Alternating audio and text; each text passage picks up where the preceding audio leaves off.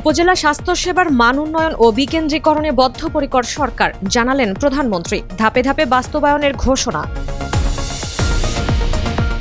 ঋণের পরবর্তী কিস্তি ছাড়ের বিষয়ে এখনও সিদ্ধান্ত নেয়নি আইএমএফ। বাংলাদেশের পাশে থাকার অঙ্গীকার পুনর্ব্যক্ত।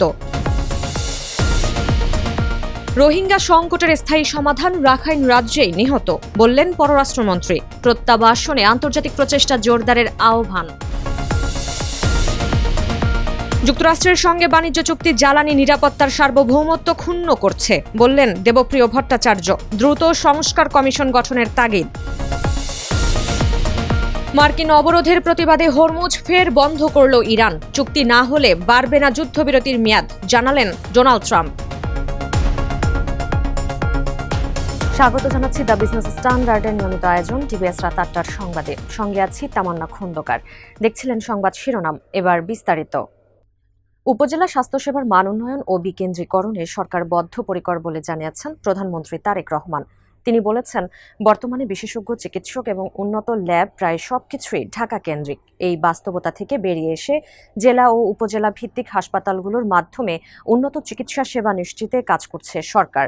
18 এপ্রিল ওসমানী স্মৃতি মিলনায়তনে স্বাস্থ্য ও পরিবার কল্যাণ মন্ত্রণালয় আয়োজিত উপজেলা স্বাস্থ্য ও পরিবার পরিকল্পনা কর্মকর্তা সম্মেলন 2026-এ প্রধান অতিথির বক্তব্যে এসব কথা বলেন প্রধানমন্ত্রী তারেক রহমান। শহর ও গ্রাম অঞ্চলের স্বাস্থ্যসেবার বৈষম্য দূর করে সেবার বিকেন্দ্রীকরণ বর্তমান সরকারের অন্যতম অগ্রাধিকার বলেও জানান প্রধানমন্ত্রী।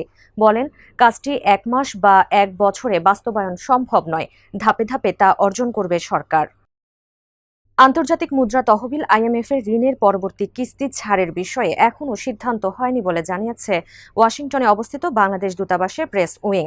এক বিজ্ঞপ্তিতে জানানো হয়, 16 এপ্রিল বাংলাদেশের সঙ্গে আইএমএফের কোনো বৈঠক হয়নি, বরং এই বৈঠক অনুষ্ঠিত হয় পরদিন 17 এপ্রিল। সেই বৈঠকেও ঋণ ছাড়ের বিষয়ে কোনো আলোচনা বা সিদ্ধান্ত হয়নি। বিজ্ঞপ্তিতে আরও জানানো হয়, দ্বিপাক্ষিক আলোচনার মাধ্যমে সব বিষয়ে ঐক্যমত্যে পৌঁছানো সম্ভব বলে মনে করে দুই পক্ষই।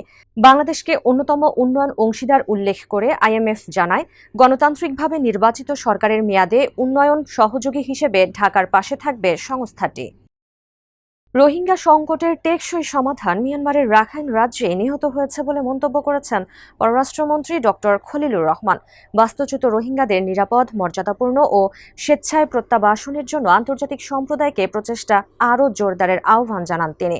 17 এপ্রিল তুরস্কে চলমান আন্টালিয়া ডিপ্লোম্যাসি ফোরাম 2026-এ global refugee protection system in the face of displacement crisis শীর্ষক অধিবেশনে এ মন্তব্য করেন তিনি। পররাষ্ট্রমন্ত্রী বলেন, রোহিঙ্গা প্রত্যাবর্তনে রাখাইনে অনুকূল পরিবেশ তৈরিতে আন্তর্জাতিক সম্প্রদায়কে মানবিক সহায়তার গণ্ডি পেরিয়ে আরও সক্রিয় ও ফলপ্রসূ ভূমিকা রাখতে হবে।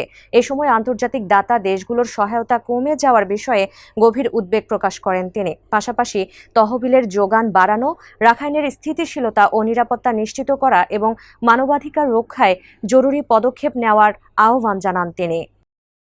যুক্তরাষ্ট্রের সঙ্গে সম্পাদিত বাণিজ্য চুক্তি বাংলাদেশের জ্বালানি নিরাপত্তা ও সার্বভৌমত্বকে ক্ষুণ্ণ করছে বলে মন্তব্য করেছেন বিশিষ্ট অর্থনীতিবিদ ও সেন্টার ফর পলিসি ডায়ালগের সম্মাননীয় ফেলো দেবপ্রিয় ভট্টাচার্য। তিনি বলেন, দেশভিত্তিক বৈদেশিক নীতি অনুসরণ না করার কথা বলা হলেও বাস্তবে বাণিজ্য চুক্তির কারণে কার কাছ থেকে জ্বালানি কেনা হবে সে সিদ্ধান্তেও তৈরি হয়েছে নির্ভরশীলতা। 18 এপ্রিল রাজধানীতে ডিবেট ফর ডেমোক্রেসির আয়োজনে বাজেটে জ্বালানি নিরাপত্তা নিশ্চিতকরণ শীর্ষক প্রাক বাজেট ছায়া সংসদ বিতর্ক প্রতিযোগিতায় প্রধান অতিথির বক্তব্যে তিনি এসব কথা বলেন। বক্তব্যে সংস্কার নিয়েও কথা বলেন দেবপ্রিয় ভট্টাচার্য। জানান, বর্তমান সরকারের নির্বাচনী ইশতেহারে সংস্কার কমিশন গঠনের কথা আছে, তবে 2 মাসেও তা হয়নি। দ্রুত সংস্কার কমিশন গঠন করা উচিত বলেও জানান এই অর্থনীতিবিদ। কৌশলগতভাবে অত্যন্ত গুরুত্বপূর্ণ হরমুজ প্রণালীর নিয়ন্ত্রণ আবারও নিজেদের হাতে নেওয়ার ঘোষণা দিয়েছে ইরানের সামরিক বাহিনী। দেশটির রাষ্ট্রীয় সংবাদ মাধ্যমগুলো 18 এপ্রিল এই তথ্য নিশ্চিত করেছে।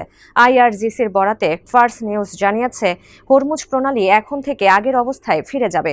পুরো এলাকাটি নিয়ন্ত্রণ করবে সশস্ত্র বাহিনী। এক বিবৃতিতে ইরান সরকার জানায়, সমঝোতা অনুযায়ী সীমিত সংখ্যক তেলবাহী ও বাণিজ্যিক জাহাজকে হরমুজ প্রণালী দিয়ে চলাচলের অনুমতি দিতে রাজি হয়েছিল তেহরান। তবে অঞ্চলটিতে অবরোধ আরোপ করে সমঝোতার শর্ত ভঙ্গ করেছে যুক্তরাষ্ট্র। এদিকে 22 এপ্রিলের মধ্যে দীর্ঘমেয়াদী কোনো চুক্তি না হলে যুদ্ধবিরতি শেষ করার ঘোষণা দিয়েছেন যুক্তরাষ্ট্রের প্রেসিডেন্ট ডোনাল্ড ট্রাম্প। জানিয়েছেন, সমঝোতায় পৌঁছাতে ব্যর্থ হলে ইরানে আবারও শুরু হতে পারে বোমা হামলা। দর্শক, এই ছিল টিভিএস রাত ৮টার সংবাদে। এতক্ষণ সাথে থাকার জন্য ধন্যবাদ সবাইকে।